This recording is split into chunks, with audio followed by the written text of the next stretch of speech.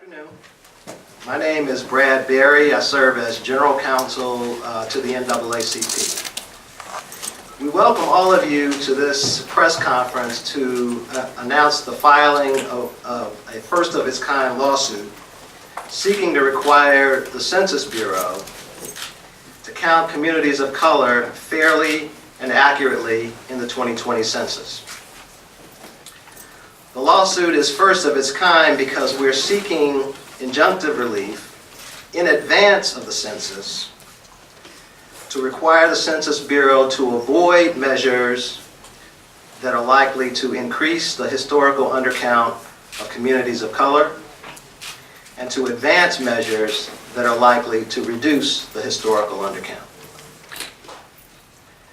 The Trump administration's proposed and planned underfunding of the Census Bureau, its failure to fill critical senior leadership positions in the Census Bureau,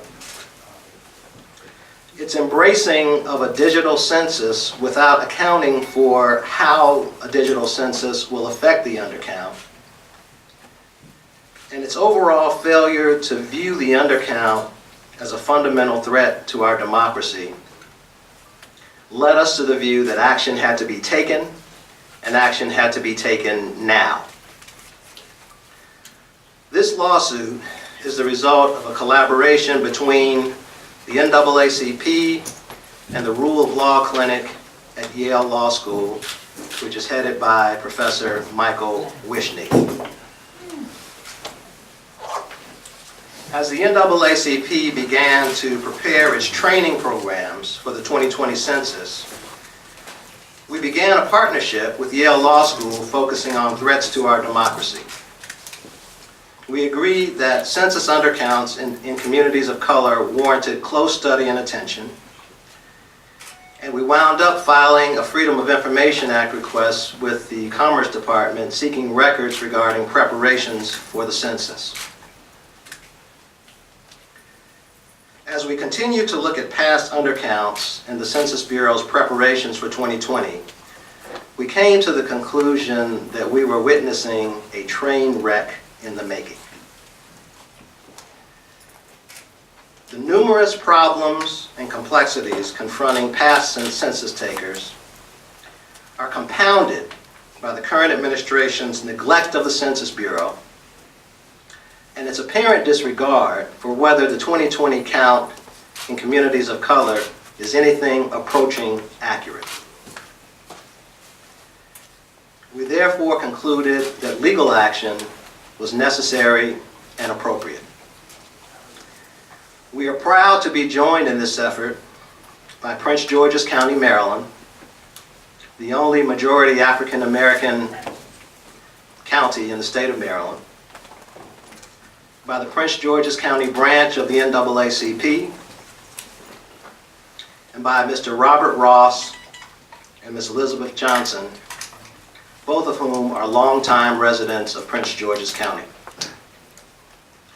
We are also pleased to be joined by the nationally renowned law firm of Jenner & Block, which will be serving as counsel for the plaintiffs in this case, along with the Rule of Law Clinic and the NAACP Office of General Counsel. From a legal standpoint, the NAACP believes that the question in this case boils down to whether the constitutional requirement to conduct an actual enumeration of the U.S. population is satisfied by a census that predictably and substantially undercounts communities of color, while predictably and substantially overcounting groups that are less diverse. How badly can the Census Bureau undercount communities of color while still satisfying constitutional requirements?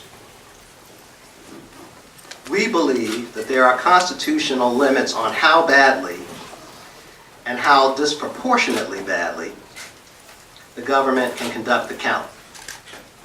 And so today, we have filed a lawsuit in the U.S. District Court for the District of Maryland seeking a declaration from the court that the the Census Bureau's plans and preparations for the 2020 census are insufficient to satisfy constitutional requirements.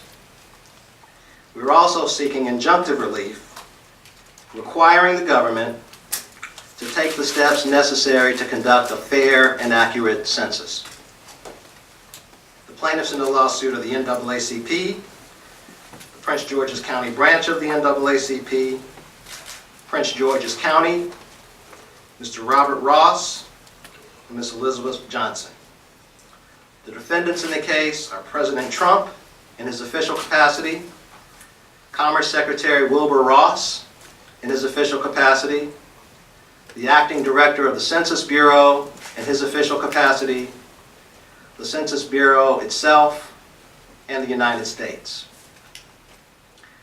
Next, we're going to have 4 speakers provide brief remarks, after which we will open things up for questions. And as our first speaker, I am proud to introduce the President and Chief Executive Officer of the NAACP, Mr. Derek Johnson.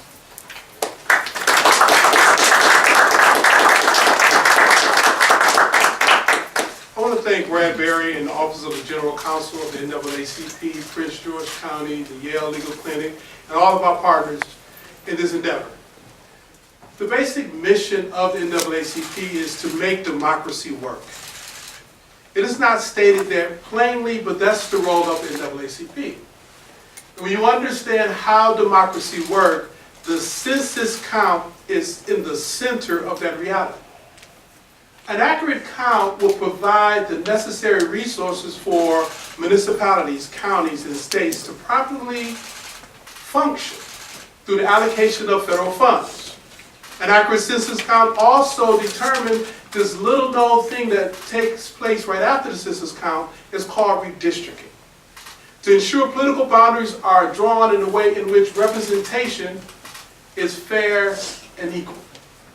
But more importantly, an accurate census count allows for this nation to truly reflect in its demography the representation of all communities across the country.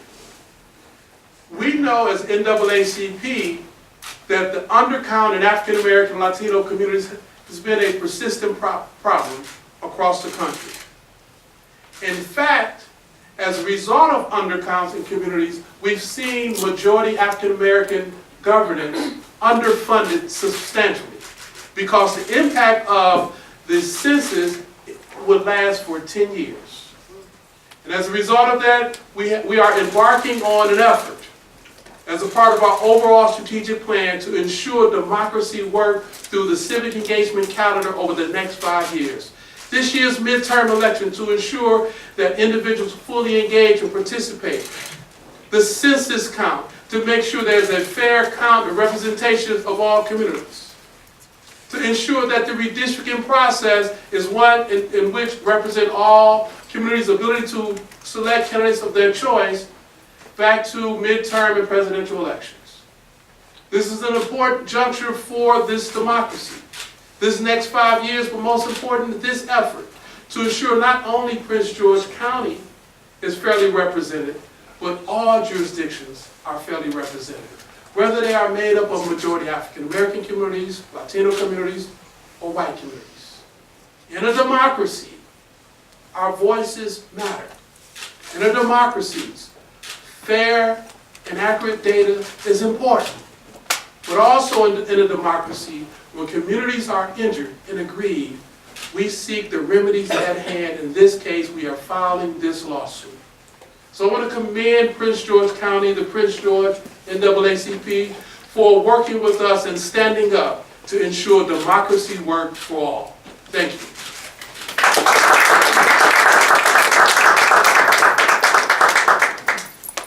Thank you, President Johnson. And as his comments reflect, this is a national issue having local impacts.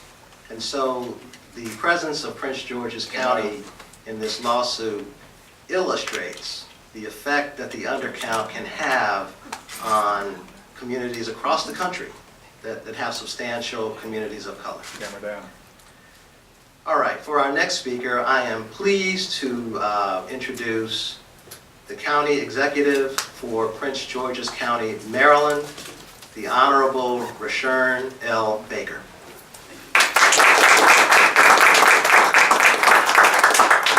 First of all, let me say this. We are pleased in Prince George's County to be standing here with the National NAACP, with our local branch of the NAACP, with Yale Law School and with the law firm of Jenner and Block in this important issue. It's ironic because Prince George's County is where the home of the Census Bureau is. And just think about our story. We're a county that went from majority white to majority black. We're one of the wealthiest, if not the wealthiest, African American county in the United States. And yet we are woefully undercounted. And as the president of the NAACP has said, that means loss of federal funds, loss of opportunities, but also it hurts us when reapportionment comes about, when we're drawing the lines for congressional districts. And so I am proud that the county stands here, not just representing itself, but as an example of the undercounting that is going on across this nation in places of color. You know, I served past president of the County Executives of America. And in that organization, which represents the large counties and counties throughout the United States, we are always worried about federal funds and whether, in fact, in this great democracy of ours, our voices will be heard. There is nothing more important than making sure that the census gets it right. And there's nothing more disturbing to us in the county with the thought that at this time when we really need to make sure our democracy works, that the present administration, the Trump administration, would not only make sure that not only doesn't have somebody in charge of the Census Bureau, but are actually changing the ways that we're going to go about getting information. Folks will not be knocking on your doors to make sure we're counted. Places that we know have been undercounted for years would not be targeted. So we see this as an opportunity for us to stop that from happening. We're not going to wait until it actually happens. The preparation for making sure that the census takes place appropriately is right now, not in 2020. And if we're not preparing today, then we're preparing to fail. And that's not an option for this nation. It's certainly not an option for the state of Maryland, and it's not an option for Prince George's County. So we're pleased to stand here and to do everything that we can to make sure that this lawsuit goes forward and not stop them from doing something at the Census Bureau, but propels them to do the things they need to do to make sure that we're adequately counted. So we're proud to stand here with you. Thank you.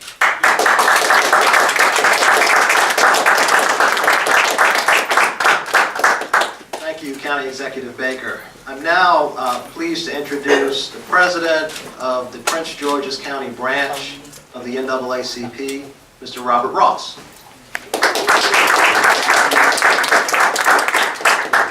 Good afternoon. Good afternoon. My name is Bob Ross. I'm president of the Prince George's County NAACP. I'm named as one of the plaintiffs in the lawsuit as well as the branch. I've lived in Prince George's County since 2001 and consider myself a long time resident of the county. Most of what's been said, I totally agree with.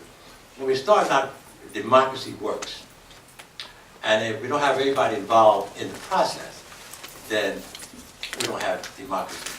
So we hope this lawsuit will move forward, and then we will on to something in that. Thank you very much.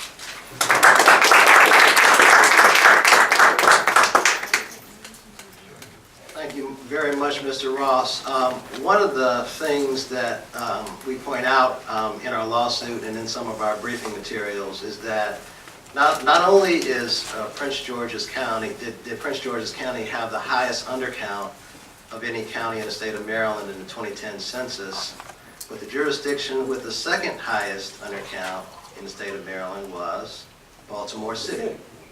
So you start to see how race and ethnicity is impacting the count and how the undercount hurts communities all over the state and all over the country. Our next speaker, I'm pleased to introduce, and I'm proud to introduce, because she is a student at the Yale Law School, a participant in the Rule of Law Clinic, and one of the young people who have been doing most of the heavy lifting in this case, and doing it gladly. And it's also with a note of pride because I'm an alum of Yale Law School, so I love it when Yale Law grads are showing off. Our next speaker is Ms. Charlotte Schwartz.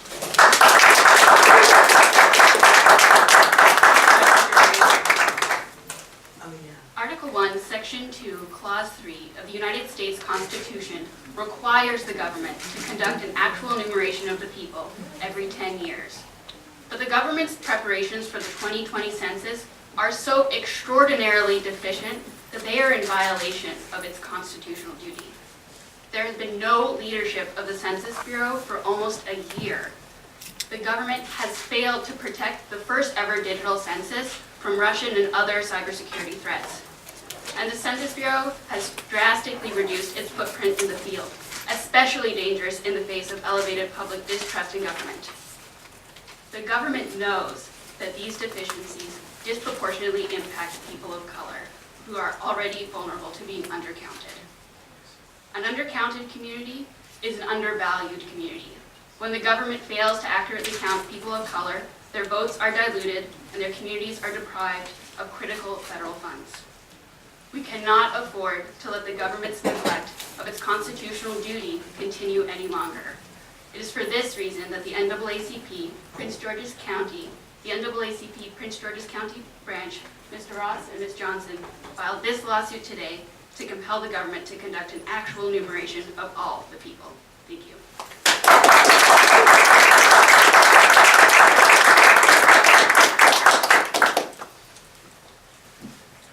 Okay, so at this time, we are going to open the floor up to questions, if any of the journalists here have questions. Yes, sir. To Mr. Baker, could you say specifically how it has impacted Prince George's County, specifically the undercount? Well, the undercount has impacted us by loss of federal dollars to start with. I think we calculated somewhere around $200 million over the loss of money from the undercount, the Census Bureau, the census. But the other way is making sure representation.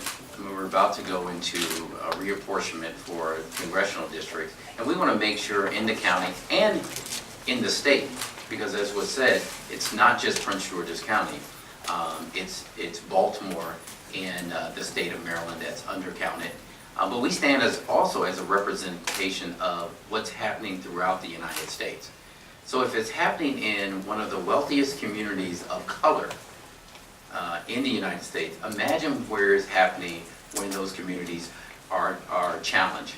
And so we stand here as an example of what we need to do across the country. Question for Mr. Ross. You're filing on behalf of the Prince George's NAACP. Why are you filing also as a resident of yourself as well? Because you have to have residents involved in the process. We selected Elizabeth Johnson as a resident. She's been living in the county all her life. But it is important that residents get involved in the process. If we don't have residents involved, because she has been impacted by undercounting. Each one of everybody that lives in Prince George County has been impacted. Loss of revenue funds, but we're not aware of that. That's why it's so important that we get involved with the individual and as well as the branch. General question about the question that is going to appear on the census now regarding citizenship. Does that play a role at all in your concerns? Absolutely. This lawsuit was conceived prior to that issue emerging. However, that will have a chilling effect on individuals filling out the form. So we are concerned about that. For us, in the historical context, there was a debate in Congress dealing with slavery. And it was settled by saying that we will count slaves as 3/5 a person for the purpose of census. The census is a fundamental building block in democracy. And anytime you undercount a population, it reverts back to the historical argument about 3/5 of a person. Putting that question on the form also demean the opportunity of other communities to be fully represented out of the fear that if they fill it out for someone in their household who's not a citizen, that the government will come and raid their homes. It's a chilling effect. In this country, we should have grown beyond that to ensure that all populations are represented and to make sure local governing bodies have the resources necessary to maintain our roads, our bridges, and provide a quality education for our children. If I can just add to that, I think it's important, because we see this in Prince George's County, and that is, it has a chilling effect when you put that on there, of people who are unsure about their immigration status, or unsure, given the rhetoric that's going on the national level, whether in fact they should participate in the census. And they are exactly the people that we want to be counted. They are the undercounted folks we've seen before. And so when we see whether it's a growing Latino population or folks from Africa, other places who are unsure, and given the rhetoric, that's the chilling effect that it has. And I think that's the chilling effect it was meant to have by the Trump administration. And Mr. Baker, in your jurisdiction, how much of a factor is that? I know in Montgomery County, for example, I think that upwards of 1/3 people can trace their roots to foreign-born. For us, our fastest growing population, our Latino population, and so you can imagine, we really want to make sure that we get the count right.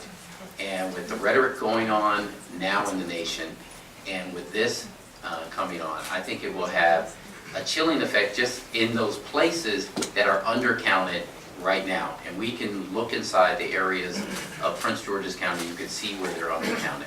It also will have a chilling effect in Baltimore City, which also has a growing Latino population, and having this would have that chilling effect there also.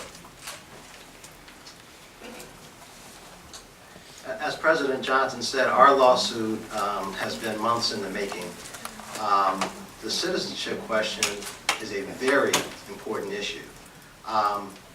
It has already received lots of attention. There have already been lawsuits filed that are speaking directly to the citizenship question. There will be more lawsuits filed that are devoting attention to that issue. But there are many, many other issues that affect the undercount. And so our lawsuit is focusing on all the other factors, the underfunding, understaffing, misplaced priorities, all of those things. That's what we're challenging in our lawsuit. Other questions? Yes, sir.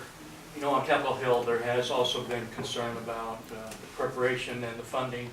But as part of the spending bill last week, they provided a lot more funding, more than $1 billion, in addition to what the president had requested. Could you talk a little bit about why you considered that inadequate and whether you did consider that in your lawsuit?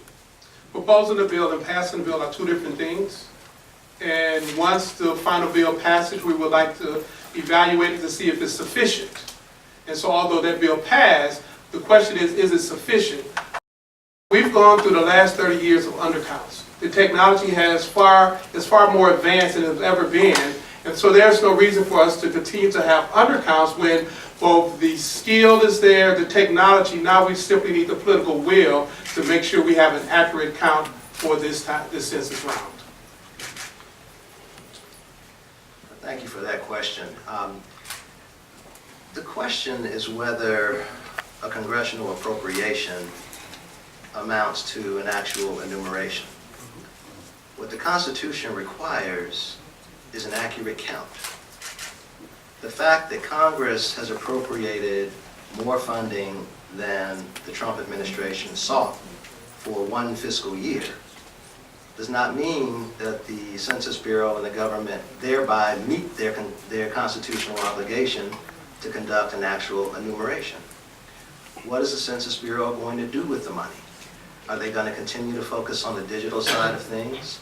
Or are they going to reverse their plans to gut community partnerships, community offices, door-to-door canvassers, and the like, methods that have been shown to be effective in getting communities of color to participate in the census? So, you know, it's a good first step, but there's a lot more that needs to be done, and through this lawsuit, we're seeking to have that done.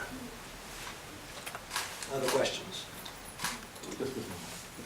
Ms. Johnson? Yes, ma'am. You're up there. I just want to know, could you just give your general thoughts on why you feel this lawsuit is important for you to be a part of? I want to make sure I stay in my lane as a homeowner. And you've heard from these august gentlemen here talking about the effect of the undercounted census. But as a resident of Prince George's County, I worry. I've been in the county since 1974. I have seen the difference in a lot of things.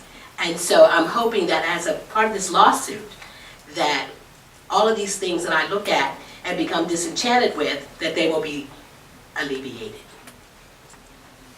Excuse me, ma'am, can you discuss some of those things in detail? No, because I'm going to let them discuss them. I told you I'm going to stay in my lane. I'm not a politician. I'm the housing chair. And so then I'm going to let them answer all of those questions. But I think So I she's, have thoughts. but I think she's asking about the impact on your, Excuse me one second. Nice to see you too. Yeah, No, but it's- you, how it's impacted you individually, as the individual homeowner. As an individual homeowner, it's impacted me because I travel over the roads, I travel over the bridges, I have seen the struggle of our county executive to try to get things done that affect me as a person who uses the facilities of the county. So those are the kinds of things that, as I said, that disenchant me, because when the storms come and my road doesn't get cleaned as quickly as it should be, and when my electricity goes out because the transformer is blown, then I get a little bit, what is going on? But I realize also, with my little bit of political knowledge, I know the efforts that our leaders are making to change those things. But it's all about money. We all know that. So if you don't have the money, you can't make the changes. Do you You think, can't do the things that need to be done. Shirley, go ahead. sorry, just, Geez, I feel like I'm the... do you think maybe the issue is maybe the community isn't knowledgeable about how important the census is and how it can affect them? I'm sure a lot of people don't know. There's a lot of things that people don't know because they're too busy trying to make it from day to day and make a living. So then when you get to the things that appear in the congressional record, when you hear things that are not salacious that the administration is doing, people don't know those things. They don't pick up the newspaper many times or go on their phone and look and read the news. So there's a lot of people that need to be informed, but it takes money to even inform people. You need to have community meetings, you got to rent halls, you have to do things, and you have to hire people who are going to reach people. So that becomes an expense in and of itself. I don't know if that's responsive, but that's... Take that.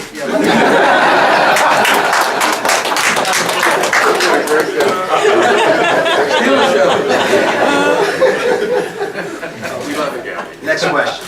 Any further questions? Any further questions? All right. I have one quick question. Yes. Benjamin Chavis, National Newspaper Publishers Association. With this step that Prince George County is taking in NAACP, will other counties have an opportunity to join in with you across the United States? Is it provision for a mill cutters, kill right briefs? What is provision for other counties to join this lawsuit? Well, we have already been approached by organizations that want to support us in this lawsuit, and the only question is how. Perhaps people will move to intervene in the lawsuit and become plaintiffs in the lawsuit, along with the NAACP and Prince George's County and the individual plaintiffs. Perhaps they will wait until the briefing stage and file amicus curiae briefs. That's a possibility as well. But it's a multi-pronged effort. Also, there are folks who will not participate in the lawsuit, but will engage in advocacy on the Hill that is making the same points and making the same arguments that we're making in our lawsuit. So we encourage organizations of mayors, state attorneys general, to support us in this effort, and we believe they will. In addition to what Brad mentioned, I've already had outreach from a governor who's interested in this process and will possibly be joining the suit. We've had outreaches from several mayors from across the country, along with other individuals that represent jurisdictions. This is a national case. Prince George's County is the perfect example to show when you have a high-wealth county, majority African-American, where the headquarters of the Census Bureau exists, and yet they are still undercounted, it shows you the magnitude of the problem. Can you imagine a rural county in Alabama, a low-wealth municipality in Mississippi, or even the city of Detroit, what is taking place? This is a persistent problem that we've seen census count after census count. And now we're standing here and say, at this juncture, we no longer will be 3/5 of the person. We want to make sure there's an accurate count so that our kids are provided for, our elderly needs are met, and we can be a healthy society.